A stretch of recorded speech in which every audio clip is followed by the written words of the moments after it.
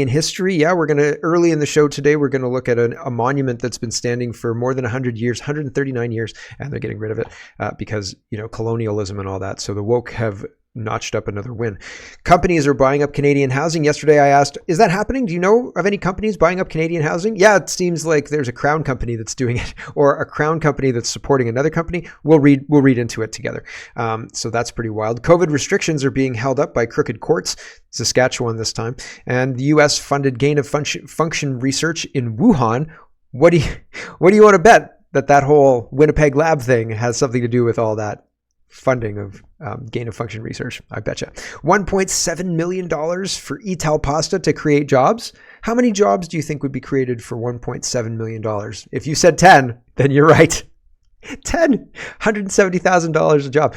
So $170,000 a job is quite enough to just shut up about that, the fact that you do nothing and just, take the money and be quiet about it. Why $170,000 job? I don't know. I have no idea, but maybe Scott Bryson's going to walk in there, right? Rap performance in Dubai from a liberal MP's son. Oh man, it's something. It's something. It's terrible. I mean, it's terrible, but it's something, and we're going to watch it. I mean, we're not going to watch much of it, but we're going to watch it. There's lots to get to. Let's get to it. First, we have to start in Radio Genoa. We're going to talk about invasions because we're undergoing an invasion right now, and our politicians are the ones facilitating it with our tax dollars. So we're funding the invasion of our own countries. Boo. And Alex Jones thinks actually that this is setting up UN troops within countries that they will be asked to control, asked to take an active role in policing.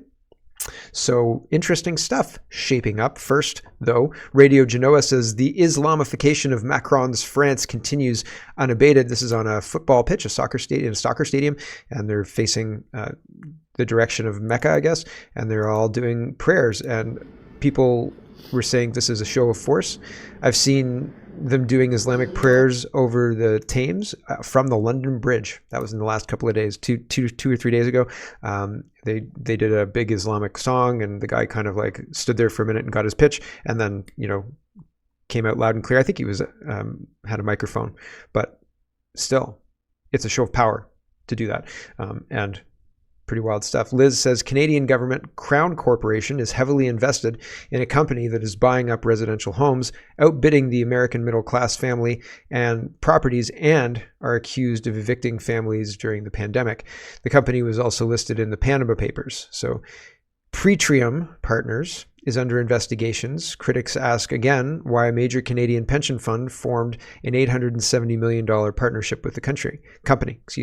A major investment partner of one of Canada's largest public pension plans is under congressional investigation in the United States following allegations the firm sought to evict more than 1,700 renters during the pandemic, including a disproportionately large number of majority black areas of the country. The investigation, which opened with a hearing last week in Washington, will look at the eviction practices of Pretrium Partners as well as 3 other large operators of what's known as single.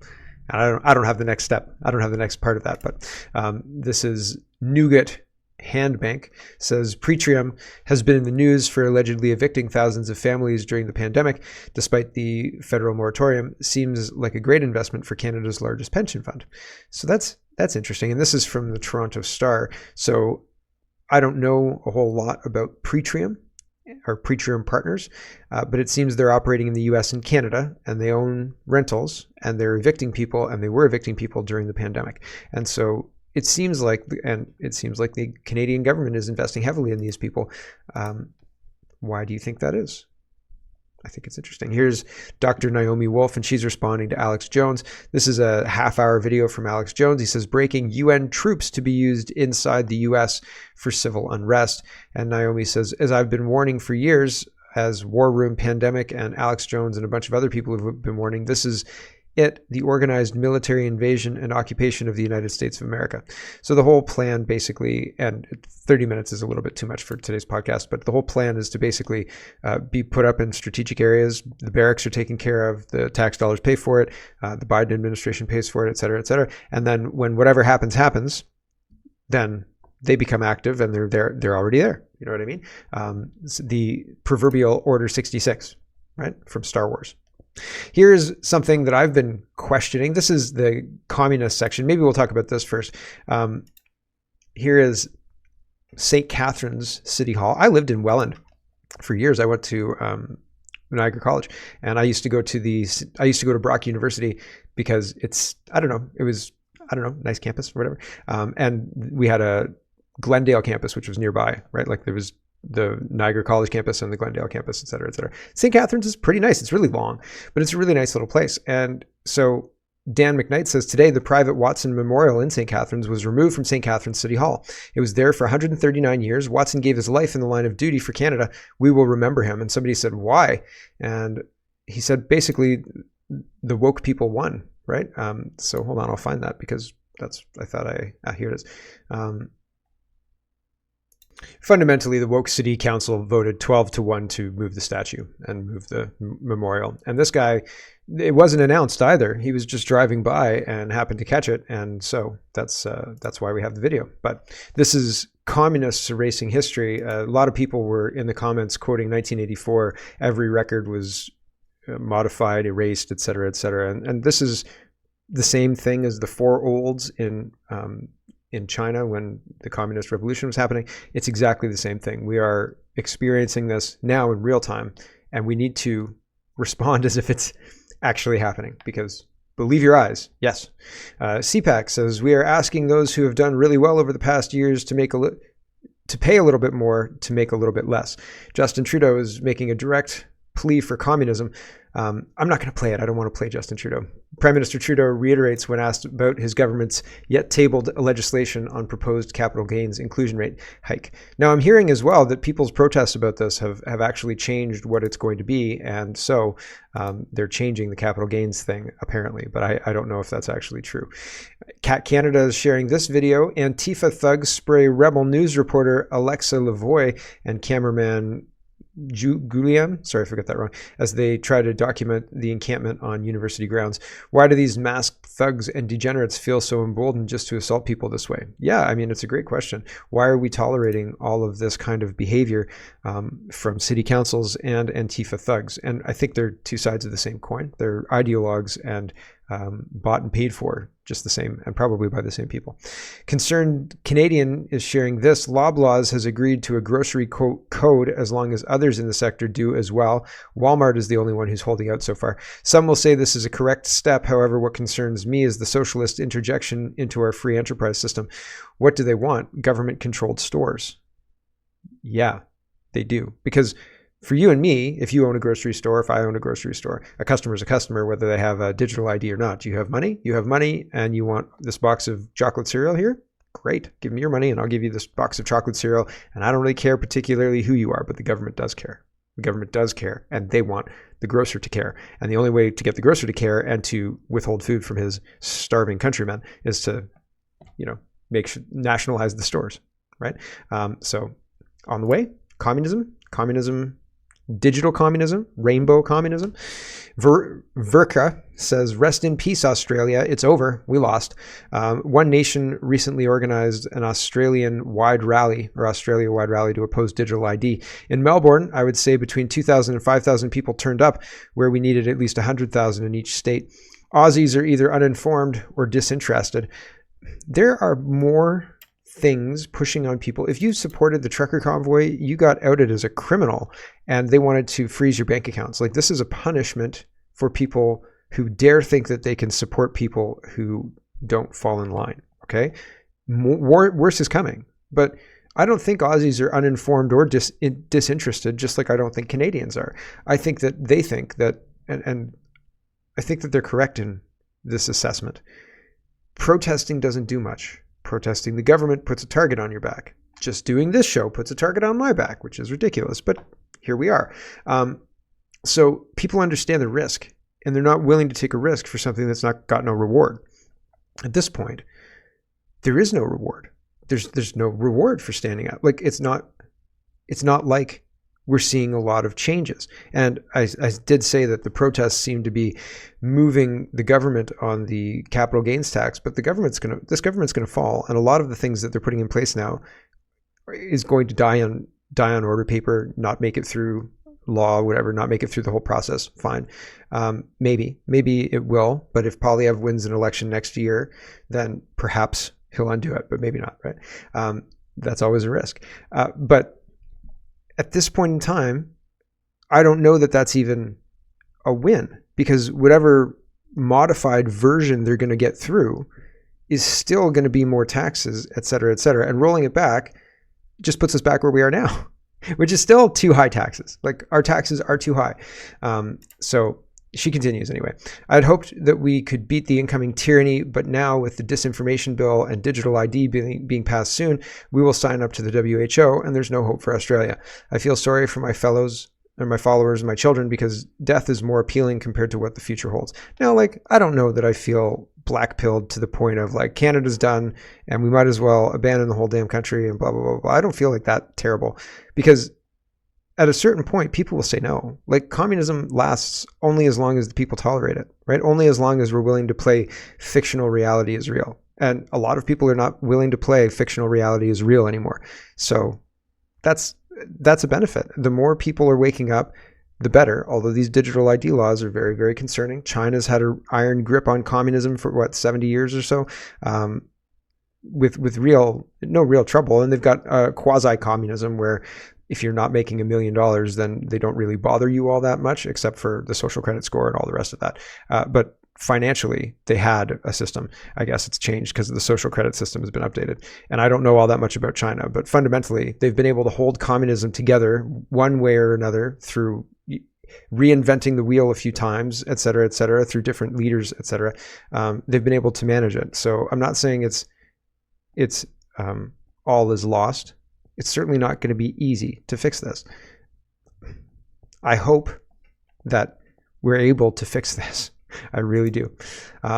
Jack says, Zimbabwe new currency, the gold-backed ZiG, monetary policy statement highlights, structured currency to be backed by reserves and royalties, ZWL dollar currencies are to be converted to ZiG, ZiG to circulate alongside other currencies. Multi-currency system is to stay until 2030 as per the law. All obligations are to be converted to ZiG. All banks are to accept old notes for the next 21 days. ZiG notes are 1, 2, 5, 10, 20, 100, 200. Paper cash isn't going anywhere for some time, like I mentioned. The people that will want to use paper will, however, use these paper notes can use paper, but these paper notes will have QR codes for tracking. What I would like to point out at the very bottom of this article, you'll see the gold coins and Zimbabwe gold-backed digital tokens. So it sounds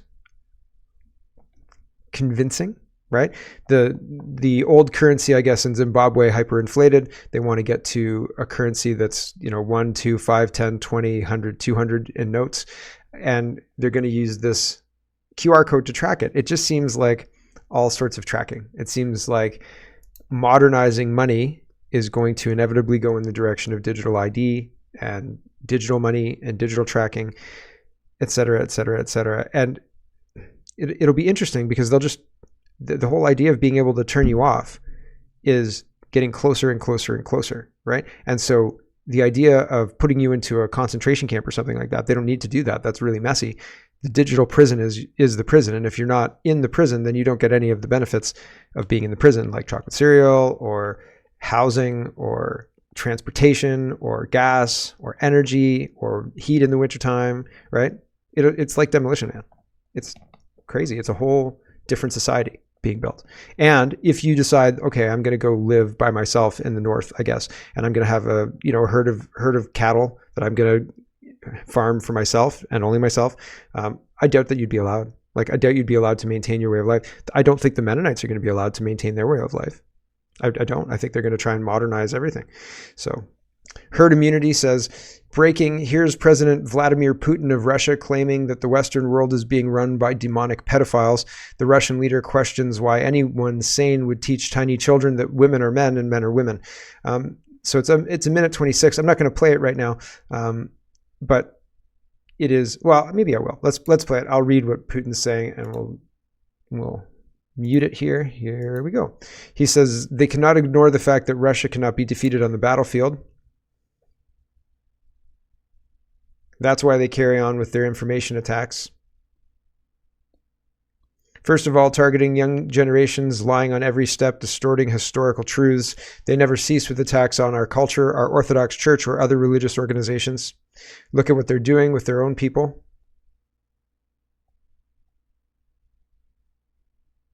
They're destroying the institution of family, their cultural, historical identity, and various perversions.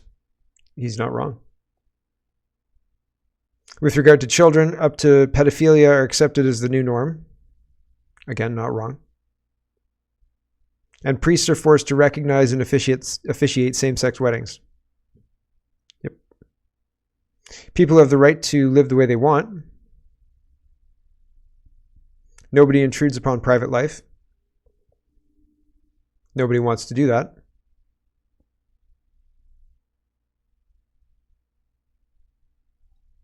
What I want to say is maybe they should take a look into the scripture. And that's, I mean, Putin has talked about that a lot and speaks about the scripture and all of these things to correct the ills of Western society. And so it's interesting, very interesting stuff. I don't know if anybody's going to listen, but I mean, the Russians are listening. Gov.exe is corrupt, says, there are now rumors being spread that Trudeau will be forced out as prime minister within the next 60 days and replaced by Mark Carney. If not, it's not an if at this point, it's a when. The Trudeau brand is just too damaged. Yeah, the Liberal brand is pretty damaged too. Nobody's interested in Justin Trudeau or these Liberals because people don't like communists.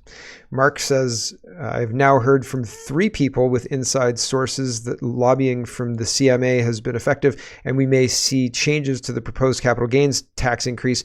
Nothing but anecdotes and rumors, of course, but interesting nonetheless. So yeah, there's a lot of rumors flying around, right? There's lots of different things happening. I don't have the first person I saw with this, and I can't remember who they were, but it was a columnist. It was like somebody like Mark McGrath. It was just a regular kind of run-of-the-mill person who's plugged in, but I didn't think to myself, yeah, this person knows what's up. But it was Stephen Taylor. It was Stephen Taylor. Yeah, they do know what's up. I think it was Stephen Taylor. So he's plugged into the politics of things, and he was saying the same thing. So I don't know. Laurie Goldstein says, my latest column, Canadians are currently experiencing one of the worst and longest declines in their standard of living in decades, according to a new report by the Fraser Institute. Changes in per person GDP income 1985 to 2023, and it tells you there. And it's a massive breakdown. I thought it was just going to be a chart, but it's a huge breakdown of like the changes in per person income from 1985 to 2023. It's not as simple as it would appear at first blush. So interesting, but a little beyond today's podcast. Stephen says, Canada gave $670,000 to consultants to figure out if they're paying too much to consultants. We're not sure. Could you let us know? Yeah, sure. That'll be $500,000. Can you believe 72 median? I mean, really, if you get that question, you got to double your salary. You got to double your rate right there. Can you believe 72 median households went to work for a year to pay for this? They don't just think we're stupid. They hate us. 670,000. And I feel like these consultant things are very similar to a Rive scam. You know what I'm saying? Like there is absolutely a situation where we're being fleeced. And by we, I don't mean the people who are doing this. I mean the taxpayers who are paying for it. Justin Trudeau is virtue signaling as usual. And he says, a Vishnana, a Vishivanika is more than a shirt. It's a very difficult word to say. It's tradition, it's culture, and it's a symbol of resistance in the fight against Russia's illegal invasion. Here in Canada, we wear it proudly, Slava Ukraine. So Justin Trudeau, this is yesterday at noon, yesterday at 12:30. Canada is having a bad go of things in a couple of different areas, and Justin Trudeau is worried about Ukraine. That's where our government's priorities lie. Christia Freeland says, to Ukrainian Canadians and Ukrainians around the world, I wish you a happy Vishivanka Day.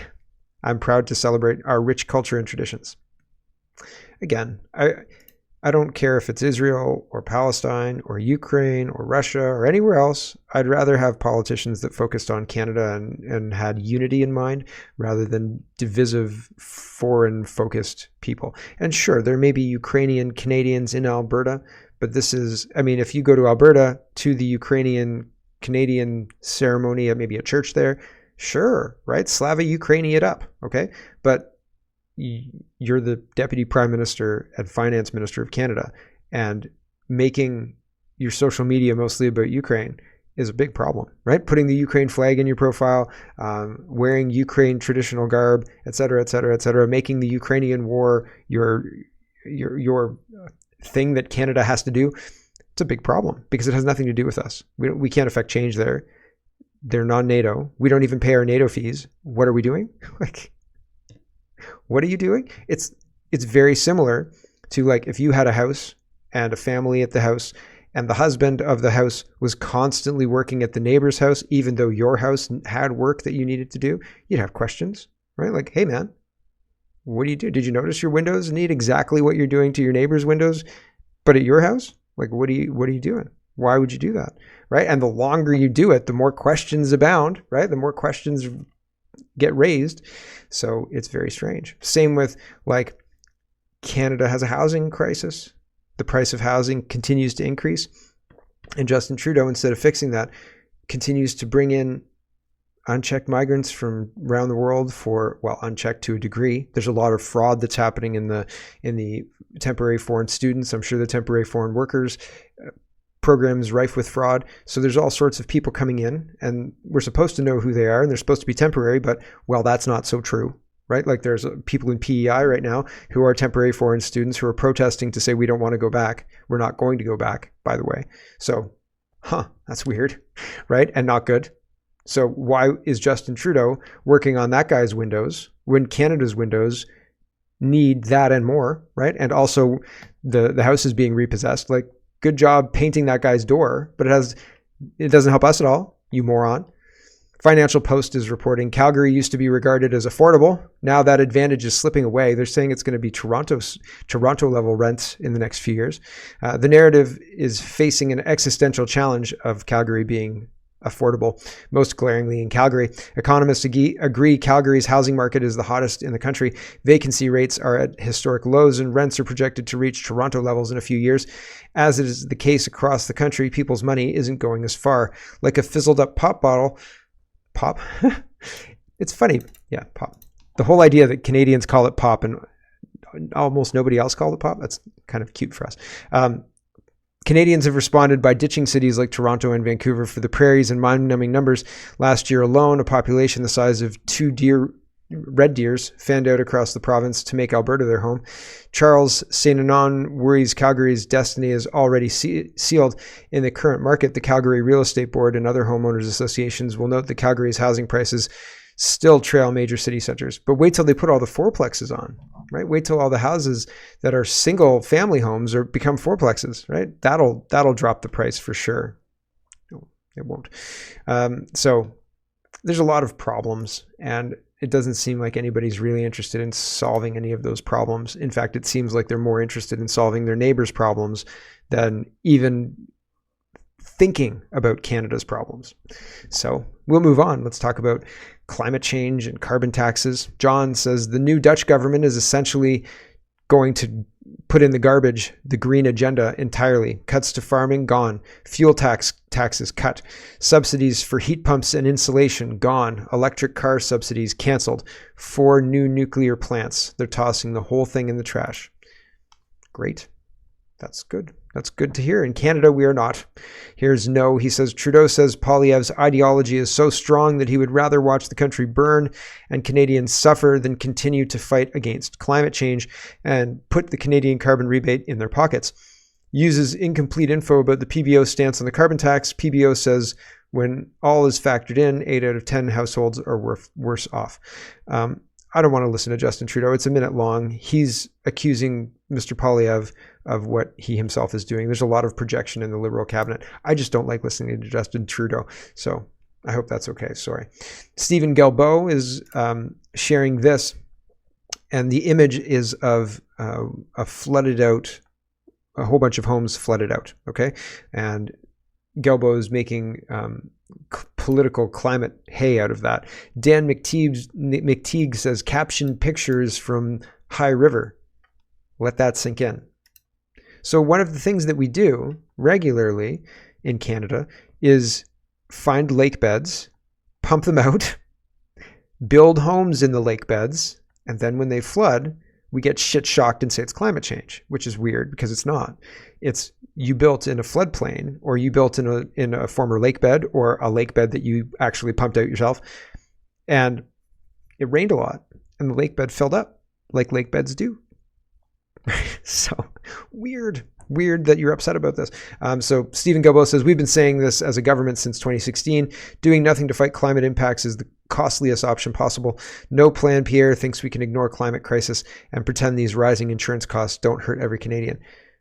If you destroy society now, and there's no society left for the people 100 years from now who will enjoy the utopian climate that is there, what's the point?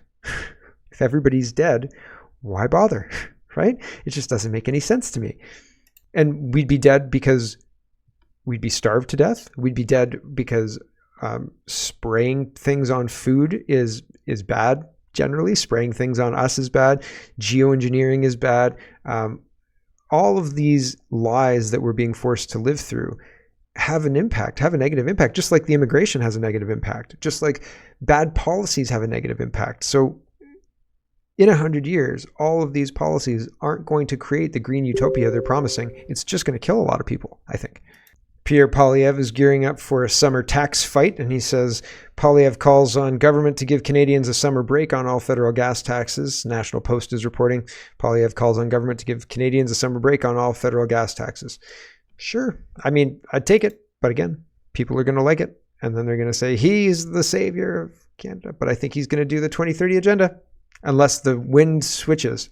But hey, if we don't go communist, then I'll be happy, honestly. The shortest path out of this communist nightmare, that's the one I want to take. Pierre Poilievre again says Justin Trudeau, and I don't think he's it, by the way. But I don't think that I can change who's going to be elected prime minister. So, sorry. Justin Trudeau spent $1.3 million on a pavilion at a UN summit in Dubai, $3 million for the whole trip, featuring a wacko rap performance by a Liberal MP's son. Worth the cost? Watch for yourself. Yeah, it's pretty bad. Here is Brian, and he says, I've gotten updated numbers on Canada's cost to attend COP28.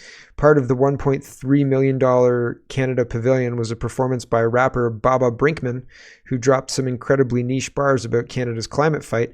Taxpayer.com says Freedom of Informations have already been filed to determine cost, if any, or ATIPs. Same thing. Here's some of this. It's very, very cringe. I almost started the show with this just to be kind of funny, but it's too bad to even do. It's like that one where Britney Spears' husband did rap that one time and everybody was like, ooh, that was very bad. Kind of like that, except that we paid for this one with our tax dollars. Here we go. Fighting for every inch. I hope the simultaneous translation is making sense. I can see them scrambling in the booth. Y'all, it looks tense. But like Nora said, bonjour. That's the extent of my French. So hey, we have to make it translate to have hope and get the climate policy analysts like Andrian Brazo and get the ministers on it like Stéphane Guilbeault. I'm glad you came back. He left half an hour ago. But hey. Poignant. Yeah, you're not just like rapping nonsense rhymes that make no sense at all.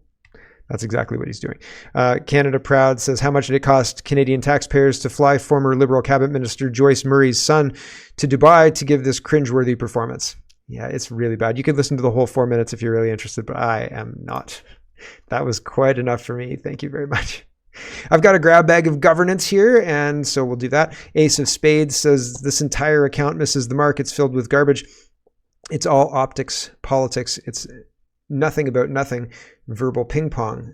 So they're calling out Pierre Poilievre's break on the gas tax as not being enough because not one word about the most significant topic in our history. What steps are you taking to ensure that the WHO pandemic treaty has no authority in Canada? Let's hear the plan. Yeah, there's a lot of really impactful things that are happening through right now, and not least of which is the pandemic treaty. Canada signed on enthusiastically. In fact, we'd like more gender language, please, in there. And other countries, including the UK, which is surprising, are saying, yeah, no, I don't think so, because we lose sovereignty. We lose the ability to decide what we do when we do it. And Canada's already ceded our sovereignty over to the United Nations. That's why our migration compact and the people coming in are coming in so much, right? Because we've agreed to take them. And I mean, we wrote the compact. So we're being flooded with migrants because where else are they going to go, right? Here you go. Hello, everyone. Thanks very much for watching. This is just a short version of a longer show. If you'd like to get the whole show, you can go over to CanadaPoly.com and sign up for a subscription. Just look in the drop-down tab for Shop and Donate and look for subscriptions, and you'll get immediate access to the full show. Love to see you. Thanks for watching, everybody. Have a wonderful, wonderful